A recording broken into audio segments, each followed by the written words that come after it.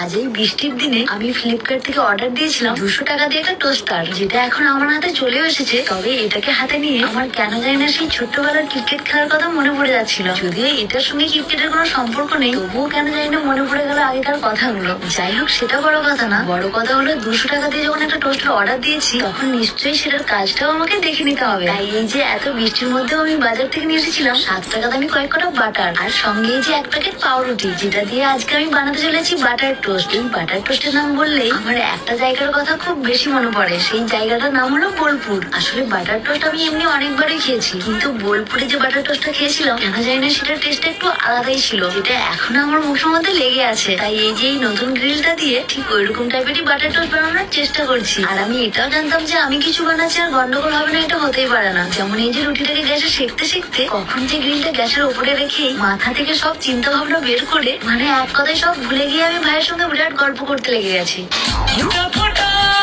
মানে আমার একবারের জন্য মনে নেই যে গ্যাসের মধ্যে আমি রুটিটা নামিয়ে দিয়েছি।